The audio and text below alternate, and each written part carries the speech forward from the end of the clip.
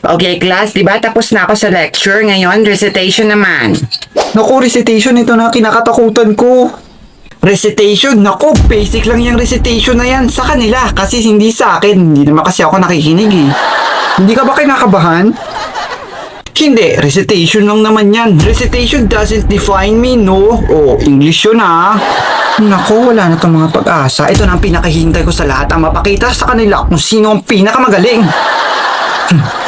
Siguro kinakabahan ng mga kaluluwang to. Nakakatuwa naman. Sige lang, matakot lang kayo sa recitation na to. Ay naku, nandito nga palang pinakamatindi ko kalaban. Kailangan maunahan ko siya. Anong gagawin ko? Hindi ako magaling sa recitation. Okay lang sana kung pagiging cute. Sim, I wish the question is not mahirap so we can sagot, diba? Ma'am, ano po ba ang recitation?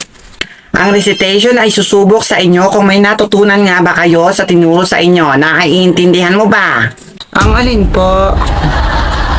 Ang meaning ng recitation. Ayun po ba? Hindi ko pa rin po alam eh.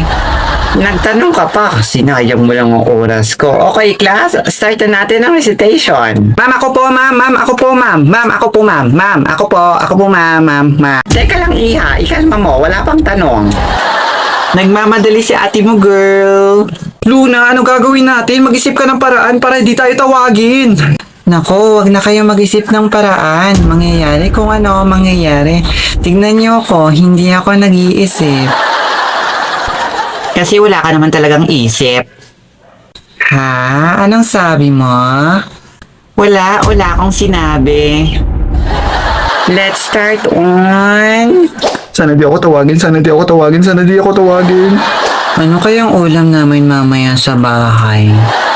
Please not me, call somebody but not me, ha? Nakikiusap ako sa gadget sa cute, sana hindi ako tawagin. Ito na ang pinakahihintay ko sa lahat. Gagawin ko ang best ko para maging tapuan ako. Miss! Sige lang, matakot kayo. Ito na ang huling araw ninyo. Naku, recitation lang naman yan. So basic. Kung hindi ko alam, edi manghula. Sana makasagot man lang ako kahit isa. Bilis na ma'am, tawagin niyo na ako. Naku, makakasagot rin ako dito kung alam ko lang ang sagot. Ay, class, bell na. Ay, Okay, bye. Sayang naman, pagkakataon ko sana ipakita sa kanila kung sino ang pinakamagaling. Mama mo, magaling.